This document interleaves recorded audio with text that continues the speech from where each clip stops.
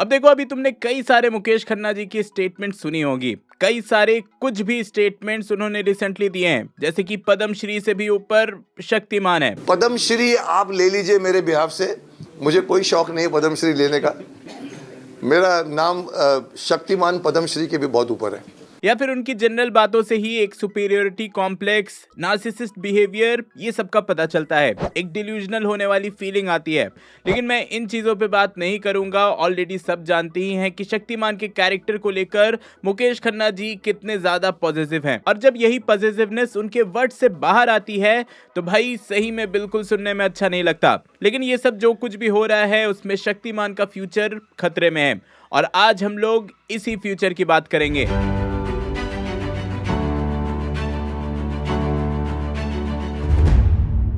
जब शक्तिमान को हमने 90s में देखा, उस वक्त उस कैरेक्टर की अलग ही इंपॉर्टेंस थी। वो ना ही सिर्फ एक सुपर हीरो था बल्कि एक रोल मॉडल था जो हर किसी को इंस्पायर करता था। उसका मोरल कंपास, उसकी प्रिंसिपल्स और वो जो ट्रुथ के साइड पे खड़ा होने वाली फीलिंग थी, उसका अपना अलग ही अपील था। जब शक्तिमान बच्चों को कुछ गलत करने के टाइम पे बोलता था ठहरो, तो लोग ठहरते थे, सॉरी शक्तिमान बोलते थे। लेकिन आज के टाइम में ये जो इमेज थी वो फेड होते जा रही है। ऑनेस्टली बोलूंगा कि मुकेश खन्ना जी भूल चुके हैं कि शक्तिमान के साथ उनका एक गंगाधर वाला पर्सोना भी था, जो कि एक फ्रेंडली वाइब लाता था, एंड वो पर्सोना आज मिसिंग है।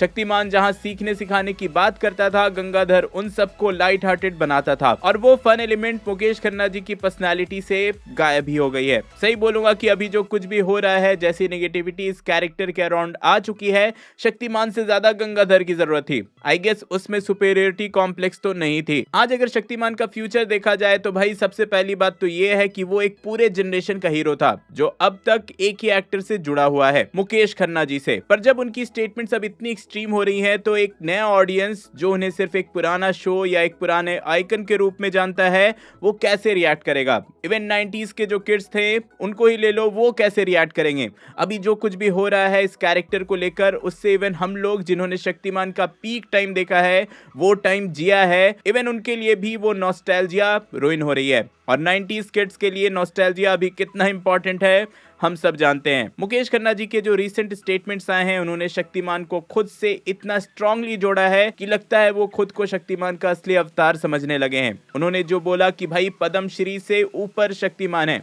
ये स्टेटमेंट सिर्फ ईगो की बात नहीं, बल्कि ये शक्तिमान के कैरेक्टर की ट्रू एसेंस को भी डाइल्यूट करता है। क्योंकि शक्तिमान को तो हमने सबसे पहले एक हम्बल और सेल्फलेस हीरो के रूप में ही देखा है। भाई बच्चा बच्चा शक्तिमान बनना चाहता था, और जब वो हर जगह अपनी सुपीरियरिटी दिखाते हैं, सुपीरियरिटी को प्रूव करते हैं, तो ये उनके फैन फॉलोइंग और शक्तिमान के ओरिजिनल इंटेंट के बीच एक गैप क्रिएट करता है।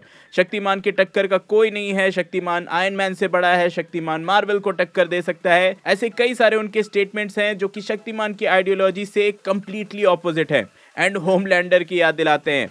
जितना मैं जानता हूं कि शक्तिमान कभी भी अपने आप को उठाने के लिए, ऊपर दिखाने के लिए दूसरों को गिराता नहीं, दूसरों को नीचा नहीं दिखाता। बट आई गेस क्रिएशन और क्रिएटर में डिफरेंस होता है, ये बात अब क्लियर हो गई है। और इस वाले केस में तो भाई क्रिएशन ही परफेक्ट है, क्रिएटर नहीं। और देखो, ये सिचुएशन जैसी चल रही है तो शक्तिमान का फ्यूचर काफी अनसर्टेन हो सकता है, इसकी मूवी का फ्यूचर काफी अनसर्टेन हो सकता है। मुकेश खन्ना जी की पॉजिटिवनेस इतनी हाई है कि वो खुद को शक्तिमान का असली प्रोटेक्टर और वॉइस के रूप में देख रहे हैं। ऐसा लगता है कि वो किसी भी तरह के इनपुट के लिए ओपन माइंडेड नहीं है, वो किसी तरह के नए आइडियाज, नए ओपिनियंस को बिल्कुल भी कंसीडर नहीं करना चाहते, एंड अननेसेसरी इस कैरेक्टर के अराउंड वोकल हैं।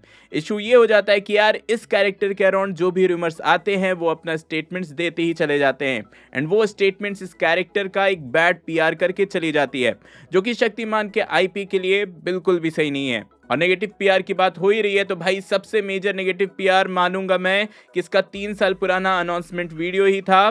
भाई 3 साल वेट कराने के बाद अब तक रिलीज नहीं करना एक अलग ही नेगेटिविटी होती है। एक सिंगल अपडेट भी नहीं देना, इससे ज्यादा नेगेटिव कुछ हो ही नहीं सकता है। ऑनेस्टली अनाउंसमेंट के टाइम मैं बहुत ज्यादा एक्साइटेड था इस मूवी के लिए, मतलब सोनी वालों के साथ शक्तिमान ऑफिशियली आ रहा है, वो भी एज अ मूवी, तो भाई कौन ही एक्साइटेड नहीं होगा। बट अगेन इस अनाउंसमेंट के 3 साल बाद भी इस मूवी की कोई भी प्रोग्रेस नहीं है। आई डोंट थिंक ना स्टोरी कंप्लीटली लिखी गई है, और ऑब्वियसली कास्टिंग तो हो ही नहीं है या होने ही नहीं दी जा रही है। एंड क्लियरली मुकेश खन्ना जी का जो इंटरफेरेंस है इसमें बहुत ही ज्यादा है, जिसके चलते कुछ भी प्रोग्रेस नहीं हो पाया। और ऊपर से इस अनाउंसमेंट के हर 6 महीने बाद शक्तिमान के रिटर्न के अराउंड एक अलग ही बस क्रिएट करने की वो कोशिश करते हैं अपने यूट्यूब चैनल पर, एंड देन हमें कुछ भी दे दिया जाता है। बेसिकली बड़ी बड़ी बातें और बड़ा पाव खाते वाला सिचुएशन है यहाँ पर। एंड सीम्स सोनी वाले भी आई डोंट केयर वाले फेज में जा चुके हैं, क्योंकि आज के फिल्म और टेलीविजन इंडस्ट्री में सबसे जरूरी चीज जो प्रोड्यूसर्स, डायरेक्टर्स, एक्टर्स देखते हैं वो है ईज ऑफ वर्किंग का। प्रोड्यूसर्स और डायरेक्टर्स को ऐसे बंदे की जरूरत होती है जो सेट पे प्रोफेशनल और फ्लेक्सिबल हो। कोई भी प्रोजेक्ट तभी सक्सेसफुल हो सकती है जब पूरा टीम अच्छा काम करे और सबको अपने रोल के लिए कंफर्टेबल फील हो। लेकिन इट्स क्लियर कि अभी के टाइम पे Mukesh ji easy to work वाले बंदे तो बिल्कुल भी नहीं है। उनका जो एटीट्यूड है वो थोड़ा प्रॉब्लम क्रिएट कर रहा है। कई बार उनके इंटरव्यूज या पब्लिक स्टेटमेंट से ये लगता है कि उनके साथ काम करना थोड़ा चैलेंजिंग हो सकता है। उनका पॉजिटिव बिहेवियर, उनकी सुपीरियर टोन, गॉड कॉम्प्लेक्स और टाइम के साथ ना बदलने वाला एटीट्यूड, ये सब चीजें एक रोड ब्लॉक बन सकती हैं। आजकल के प्रोड्यूसर डायरेक्टर्स को चाहिए कि कोई ऐसा फ्लेक्सिबल बंदा हो जो नए आइडियाज और डायरेक्शंस को वेलकम करे, जो कोलैबोरेटिव हो और अपना इनपुट थॉट बिना किसी डर के दे सके। और अगर ऐसा एटीट्यूड वो कंटिन्यू करेंगे तो प्रोड्यूसर्स और क्रिएटिव टीम के लिए शक्तिमान जैसे लेगेसी प्रोजेक्ट्स को फॉरवर्ड ले जाना मुश्किल हो सकता है। क्योंकि अगर एक बंदा अपने इमेज को इतना रिजिड बनाता है तो नई टीम मेंबर्स को उनके साथ काम करने में काफी कॉम्प्लिकेशंस होगी। मैं सही बोल रहा हूँ, ये शक्तिमान के फ्यूचर को डायरेक्टली इम्पैक्ट कर रहा है और चांसेस हाई हैं कि हमें ये मूवी कभी देखने को मिले ही नहीं। और जब मुकेश खन्ना जी अपनी इमेज और ईगो को इतना क्लोजली जोड़कर काम करते हैं तो ये बात बाकी प्रोड्यूसर्स के लिए अलार्म बेल्स जैसी हो सकती है। अगर उनकी पर्सनल व्यूज और स्टेटमेंट्स प्रोजेक्ट्स के ओवरऑल विजन को क्लैश करने लगती है तो शक्तिमान जैसे कैरेक्टर को फॉरवर्ड कोई कैसे ही ले जाएगा। बट क्वेश्चन इज कि यहाँ शक्तिमान का फ्यूचर कैसे सेव किया जा सकता है। पहला कदम यह होना चाहिए कि इसको एक कलेक्टिव आइडेंटिटी बनाई जाए जो कि एक व्यक्ति पे डिपेंडेंट ना हो।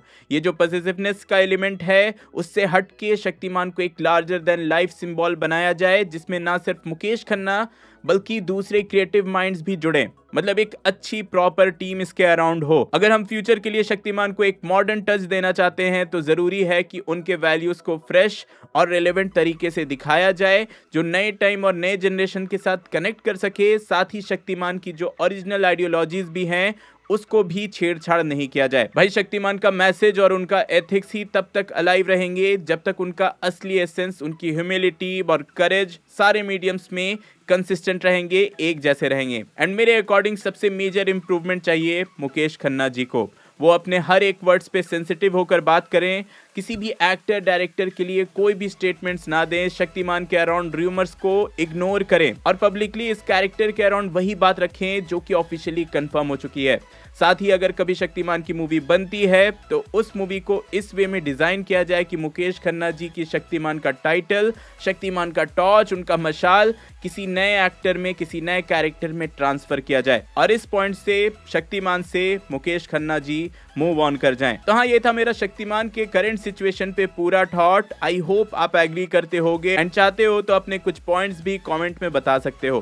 क्रिश 4 का क्या हुआ ये जानने के लिए ऊपर वाली वीडियो देखिए एंड बॉलीवुड अवेंजर्स जैसी मूवीज क्यों नहीं बना पाता ये जानने के लिए नीचे वाली।